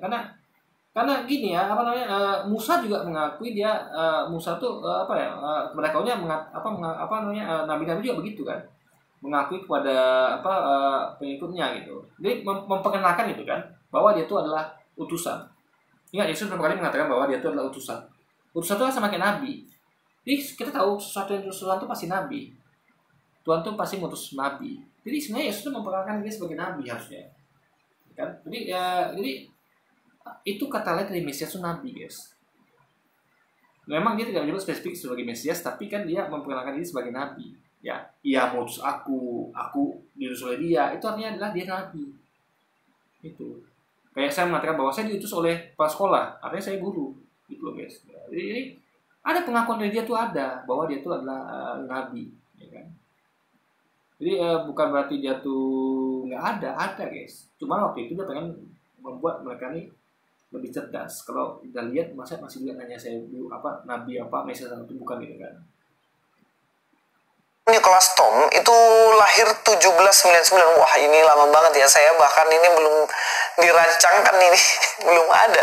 1799 dan sampai dengan matinya ya 1838. Dia adalah seorang pemberontak pajak Kornis yang diklaim sebagai penyelamat dunia dan reinkarnasi dari Yesus Kristus. Jadi dia ini, John Nicholas Tom ini, dia mengklaim dirinya juga sebagai Yesus Kristus. Dia reinkarnasi dari Yesus Kristus, penyelamat dunia. Dan tubuhnya itu adalah bait dari Roh Kudus pada tahun 1834. Jadi luar biasa pengakuannya, dia Yesus, dia Juru Selamat, dia Mesias, dan tubuhnya itu adalah bait Allah. Nah, ternyata dalam karirnya dia dibunuh oleh tentara Inggris pada pertempuran Bossenden Wood pada 31 Mei 1838 di Kent, Inggris. Jadi sekalipun dia mengaku dirinya Mesias, tetapi ternyata dia tidak bisa membuktikan bahwa dirinya Mesias. Dia mati juga. Nah, sama halnya ingat kata Luis tadi, dia mati juga. Emangnya Yesus nggak mati, Luis? Jadi matinya dia ini sama kayak matinya Yesus, sama-sama mati, guys. Kalau kita bahkan belum mati Yesus lagi, nanti sama-sama mati, guys. Di mana letak bedanya coba? Yang ngaku Mesias tadi itu mati, Yesus juga mati, gitu loh, guys. Jadi nggak mati kayak sama-sama dibunuh kan? Nah, jadi sama saja gitu loh. Di mana letak bedanya di mana? Gitu kan? Ketika misalnya dia mengaku dirinya Mesias, tetapi dia tidak bisa bangkit, ya percuma. Yesus tadi ngomong tak mati lalu lagi kebangkit. Ini gimana ceritanya? Masalah mati belum kelar lagi nih. Masalah mati belum kelar. Dia katakan bahwa tadi orang ngaku Mesias ini mati. Yesus juga mati. Itu belum kelar. Kok bisa langsung kembali kebangkit? Ini gimana ceritanya, guys? Ini semacam men-skip suatu masalah. Karena nggak mampu menjawab. Dia sebenarnya sadar nih ketika dia mengatakan itu kan, ini orang mati, Yesus juga mati. Tapi dia langsung alihkan itu. Tapi dia dia nggak bisa bangkit. Guys, Yesus pernah mengatakan bahwa aku tidak dapat bawa apa dari diri sendiri. Artinya bangkitnya dia tentu ada yang bangkitkan, ya kan? Sama kayak Yonah bangkit, kan? Dia kan seperti Yonah tinggal 3 hari malam dalam perut ikan, dia manusia akan tinggal 3 hari malam dalam perut bumi. Artinya sama kayak Yonah, guys. Sama-sama dibangkitkan dan bukan dari mati, bukan. Karena Yonah tidak mati dalam perut ikan. Harusnya Yesus juga nggak mati dalam perut bumi, nggak mati dia. Mereka sama-sama tinggal, sama-sama hidup. Yang satu tinggal di perut ikan, yang satu lagi tinggal di perut bumi, guys. 3 hari 3 malam. Dia tidak mengaku dirinya Mesias, tetapi dia memberikan tanda-tanda, dan dia sebenarnya bukan tidak mengaku, dia juga bilang bahwa dirinya itu adalah Mesias, tetapi dia tidak menjawab secara langsung. Ya, tadi katanya tidak mengaku, ini mengaku kan? Jadi dia tuh Yesus lengkap. Dia mengaku Mesias, dia memberikan tanda, tapi tanda itu bukan tanda dia Tuhan, tapi cuma Mesias, Nabi, guys. Jadi sekali lagi ya, ini terbukti bahwa Luis ini nggak konsisten. Tadi katanya dia tuh dia ngaku, ini faktanya ngaku kan? Dia ngakui bahwa Yesus tuh ngaku dia tuh Mesias itu loh. Ini gimana ceritanya coba? Jadi Luis ini sebenarnya bingung sendiri gitu, guys, ya kan? Bingung sendiri dia. Jadi sekali lagi ya, berarti kalau gitu, kalau pakai logikanya tadi berarti Yesus palsu juga dong karena ngaku gitu kan. Makanya kan nggak begitu harusnya guys. Tapi itulah logika dia ini memang absurd guys, memang kacau. Memang ini di video dia ini memang ngomong dari sini memang apa namanya kayak nggak nyambung satu sama yang lain kata-katanya guys, kalimatnya gitu kan. Apa yang jadi pertanyaan dari para murid Yohanes Pembaptis. Tetapi ketika dia mati, dia bangkit. Dia tidak mati lagi setelah kebangkitannya. Nah, tetapi ini tadi ya, John Nicholas. Kita semua juga tidak akan mati lagi. Karena kita hidup kekal kan. Kita dijadikan hidup kekal oleh Tuhan. Kita hidup kekal berarti nggak mati-mati lagi. Cuman ada orang yang mati, yaitu masuk neraka. Itu tidak hidup kekal guys. Mereka akan mati, juga lagi mati lagi guys. Jadi orang hidup kekal itu di surga. Sama kita ke Yesus apa bedanya? Sama-sama hidup kekal nanti gitu kan, nggak mati-mati lagi guys. Tapi masalah adalah mati. Itu masalahnya. Dia nggak bisa jelaskan kan? Yesus mati itu nggak bisa jelaskan. Nah, langsung skip, langsung ke bangkit. Karena bangkitnya bukan bangkit dari kematian, ya kan? Tapi sama kayak bangkitnya Yunus dari dalam perut ikan, ya kan? Jadi dia tuh tinggal di dalam perut ikan. Jadi mungkin dia dalam kondisi pingsan atau gimana kan? Jadi bangkit dari pingsan mungkin. Karena dia nggak mati dalam perut ikan itu guys, nggak mati. Coba Anda baca kisah Yona, ada Yunus, dia tidak mati dalam perut ikan. Jadi seharusnya sama Yesus dengan dia, sama-sama nggak mati kan, tapi hanya semacam pingsan gitu guys, di dalam perut bumi, tinggal. Makanya kata tinggal dalam kondisi pingsan. Karena nggak ada tinggal dalam kondisi mati kan, ada nggak orang mati dikatain tinggal? Dia tinggal di rumah itu dalam kondisi mati, karena ada. Tapi kalau dia tinggal di rumah itu dalam kondisi pingsan, sakit kan bisa guys. Nah, itu poinnya.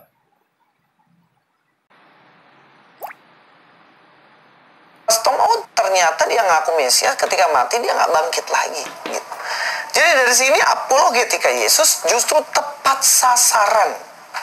Sebenarnya kalau orang meminta bukti pengakuan, tak perlu pengakuan, tetapi perlu pembuktian. Banyak orang yang ngaku. Tadi katanya nggak perlu pengakuan. Yesus ngaku loh. Gimana nggak perlu pengakuan? Jadi Yesus lengkap guys ya. Ada pengakuan, ada pembuktian. Jadi apanya nggak perlu pengakuan? Perlu pengakuan. Cuman pengakuan Yesus disalahartikan. Dia ngaku dia tuh Mesias, Tuhan yang mau ngurapi dia, Tuhan utus dia, malah dianggap dia Tuhan. Aneh nggak? Saya berkata nih, Tuhan yang mengurapi saya, Tuhan yang mengutus saya, siapa dia? Allah kita. Lalu orang mengatakan, bu, kamu adalah Tuhan. Absurd nggak? Yesus sudah ngasih masih jelas, masih Louis ini salah persepsi guys. Di situ kacaunya gitu kan. Coba saya ngomong pada kalian ya, pada Louis ya. Tuhan yang telah mengutus aku, Tuhan yang telah mengurapi aku, dia adalah Allah kita. Apakah saya Allah? Apakah saya Tuhan? Kan tidak. Allah kita loh, bukan Allahmu, bukan Allah kalian, Allah kita. Tuhan yang mengutus aku ini utusan Tuhan. Kalau dibalik, Tuhan yang mengurapi aku ini diurapi Tuhan, artinya aku bukan Tuhan. Karena aku yang diurapi, diutus, Tuhan itu yang mengutus dan mengurapi aku. Itu poinnya guys, berbeda. Yang mengutus dan diutus berbeda gitu loh. Ada dua entitas di situ, yang mengutus dan diutus. Itu adalah dua hal yang berbeda. Dirinya ganteng, tapi bisa buktikan nggak dirinya ganteng? Kan gitu guys. Ya inilah seri pembelajaran kita. Kita belajar apologetika di seri yang kedua ya. Ketiga. Yang kedua sudah, yang belum nonton seri keduanya silakan nonton. Di situ saya sudah kasih kode 002. Ini 003. Bagus untuk punya saya lagi ya. Punya saya tuh lengkap. Bantan tertulis lengkap lagi ya. Jadi Anda tuh punya kecerdasan membandingkan. Oh, ini benar nggak disampaikan di sini? Jadi Anda tuh punya kerangka berpikir, ya kan? Jadi dikasih referensi yang banyak gitu, nggak seperti dia. Jadi nggak satu arah, gitu kan? Jadi counternya gitu. Jadi kalau ada orang tuh memberikan suatu edukasi atau ya dianggap edukasi pada bukan sebenarnya kan? Itu sebenarnya bukan edukasi, tapi merupakan suatu pembodohan, guys. Ya Anda harus lihat pada orang lain gitu. Jadi ada bisa mix keduanya. Ada nilai mana yang lebih logis. Lalu Anda ambil gitu harusnya kan. Daripada Anda dengar satu, lalu Anda nggak punya pembanding, gimana ceritanya coba? Ya kalau Anda tuh orang yang nggak gampang nggak gampang terpengaruh, yang bisa berpikir. Kalau orang yang sama kayak dia gimana? Yang mentah-mentah gimana? Yang dalilnya tuh adalah imani saja gimana? Ya kacau. Makanya perlu pembanding. Makanya komentar saya diperlukan. Jadi Anda bisa membandingkan mana yang lebih logis antara saya sama Louis. Dan itu yang Anda ambil. Kalau lebih logis Louis ya silakan ambil Louis. Kalau lebih logis saya silakan ambil saya. Tapi saya rasa ya Dan saya udah buktikan, bukan hanya rasa saja, saya udah buktikan bahwa Luis ini tidak ada logis-logisnya sama sekali, ya kan? Banyak yang tidak nyambung dari dia guys, banyak sekali guys. Jadi ini memang ini udah kacau luar biasa gitu. Jadi saya baru apologi 3 seri ketiga kan, apa nanti keempat, 5, 7 sampai 1 saya nggak tahu. Nanti kan saya cobain komentar semuanya guys. Oke, jadi mungkin sekian dulu aja video kita kali ini guys. Sampai jumpa lagi di video selanjutnya. Wassalamualaikum warahmatullahi wabarakatuh guys.